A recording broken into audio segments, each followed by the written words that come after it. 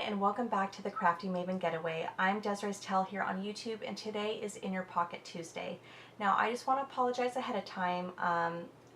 The video is going to jump back and forth, meaning like, well, wait a minute, it's her page is already done, and then it's going to flip over to like kind of going front and back. That's not going to make much sense right now, but basically for some reason, when it uploaded onto my computer and onto iMovie, it didn't do it in order. And I have tried now for over 3 hours of trying to, while I was editing everything, to get it to go in order. But every time I go to do my voiceover and I reach that point, it almost is like it kicks it right back to originally how it was uploaded. And so, for the sake of time, like I said, I spent already 3 hours on Saturday morning. I have to move on, and I hope you guys understand. I think you guys know that it's rare, very rare when this happens, and when it does, I do try really, really hard to correct it, and sometimes it works and sometimes it doesn't. But in the end, I want you to see the whole process. So I apologize, and I hope you guys understand. Alright, so let's go to what I am doing. I am working on a pocket page. Now, I am not a true Project Life scrapbooker. However, I have always loved the style of it, and I found a way that I can incorporate pocket pages in my 12 by 12 album and make it work for me and still have, even though it's not a true Project Life style, it just works for me. And that is whenever I have at least 6, I would say about 6 pictures. I like to, instead of having, like, it's not, 6 pictures is not enough to give you a mini album, like let's say a Traverse notebook, nor do I want to have 6 12 by 12 layouts in an album, you know, with the rest of the year of just one event. So whenever I have that, I like to incorporate in a pocket page. It kind of condenses all in one little space. And so I really, really love that.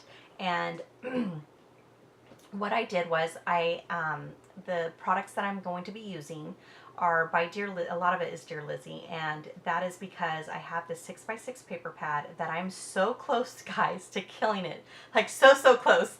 And it's exciting because, you know, as a scrapbooker, especially with paper pads, I don't even care if it's 6x6, 12 by 12, you know that it's so hard to get through a whole paper pad.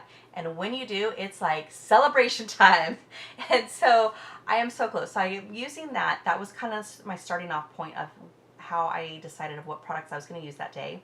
And then if you are new to watching me, I have talked about this before, but I like to then, once I know what kind of papers I'm going to use, doesn't have to be from the same collection, but once I pick out a paper, I then pick 3 to 4 colors that I really want to repeat through a spread or a layout. And that is how I shop my stash. So then I get a ton of different embellishments, and some are going to work and some are not, but that's okay. And then I went through my cards, my 4x6 and 3x4 cards, and this one that I'm working on right now that you saw me with the fussy cut flower, that is actually from a Felicity Jane that was a thank you card. And it basically, I loved it, but it said hello beautiful, and that wasn't going to work on a spread. So this spread is about basically passing on the tradition to my kids. When I was a little girl, with my sister and I would go with my mom and dad to go visit my grandparents and my great grandma, and or not my great grandma, I'm sorry, just my grandparents and some other family members that lived out there. And then since then, my parents had moved over there, and now it's my kids' turn to do the same kind of road trip to go visit my parents. And so that's what this whole spread is about. And it's a very small town, so there isn't a whole lot to do. So we buy, every time we go over there, we always buy a new board game. And then, of course, we keep all the board games there. And we just do board games for the time being and just have a lot of fun of, you know, conversating and having fun doing board games. And so I apologize. See how it's going back and forth? Now, some of my cards are rounded and some are squared. That does not bother me because I'm trying to use up my stash and use what I have. But I do try to, when I am working on those cards, to make sure I can use both the front and the back. I try to do that. It's very rare that I can't. I really like the fact, just trying to get my money's worth, right, of using both sides. So I've on the front side of this, I have found this Dear Lizzie foxes, I think they are, or maybe they're cats, and I just added some foam adhesive. I really liked it, kind of reminded me of, resembled of like Grandma and Grandpa, or in their case, Nana and Papa. I did add some stamping to that Enjoy the Ride title card that you saw earlier. I was going to use stickers, but I just wanted to keep it very kind of toned down because there's a lot going on that card. And then here I am with the embellishments, and I'm just kind of finding some stickers. I'm going to cut off that end to kind of shorten it that says noted.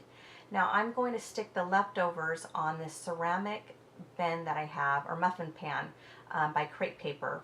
And I do that because I'm hoping to keep it out there and in front of my eyes so that way I can find a home for it. But in some cases when I don't, I keep it on that ceramic, and that is because it sticks better than it does on, and see, I'm showing you right here. It sticks better than it does on a sticker sheet.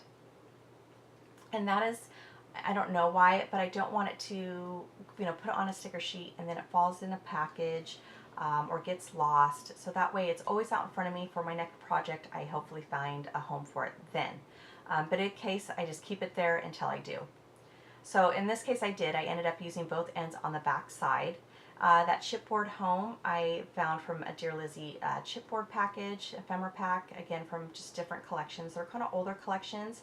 A lot of this embellishments are from her older collection, but I'm down to like 1 or 2 in the package. And again, it's exciting when you're getting that close, because when you used up everything, it is like, woohoo, I got my money's worth.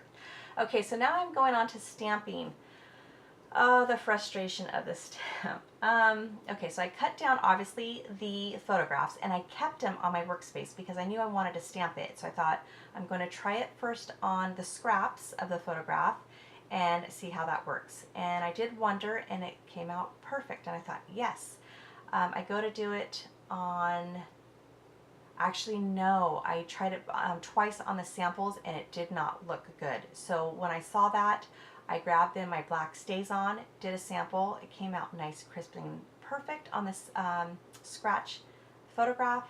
However, when I did it on my daughter's, it kind of moved a little bit, but it isn't blurry. Like, you can definitely read it. It's just a little, it's not nice and crisp. But that's okay. I moved on, and just, you know, I know with stamping it's not always going to be perfect. So there's those fussy cut flowers from that same 6x6 paper pad that I wanted to incorporate throughout this spread. And I'm just going to kind of find 2 placements for it and have the photographs kind of, not altered, kind of different heights. I can't even think of the word of it right now because I've done this voiceover like 100 times. Anyways, because now we're back into the beginning. Sorry, I mean, I'm sure you guys are probably frustrated.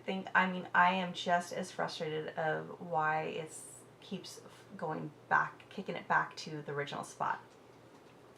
But a funny story, I will say, and that is the flare. There is a flare there that I thought I was never going to use. I had 2 left in that package, and I did find 1 at least, and it was the one that I thought I was going to have to throw away because it says it's going to be okay. And when I read that, I thought of something like a very, very sad story, like of a loss. And I just wasn't sure if I was ready to ever use it for that, but I ended up using it in a funny story, and that is whenever we go to my parents, we always stop at the halfway mark to grab a bite to eat. But my kids swear we're not. They always ask, are we going to eat? We're starving. We're so hungry. Are we going to stop to eat? I'm like, you guys know this. We always do. Now those tile stickers you see there, I am going to basically use a lot of them for the photographs. That's one thing I like about Pocket Pages, is you don't have to have a whole lot of embellishments. You can either make it full of embellishments or not, just depending on what you want at that time. In my case, I wanted to really have it simple. Sorry, honey, just give me a minute. And that is the end. So thank you so much for joining me. So sorry it was so choppy. If you like this video, if you don't mind giving me a thumbs up, and if you like my style, please go ahead on over to my channel and hit that subscribe button, because I am having a giveaway because my 3rd year anniversary with YouTube is coming up, and I'm going to be doing a giveaway to an online scrapbooking store. So I'd love to have you over. Thank you so much for joining me. You all have an amazing day. Bye.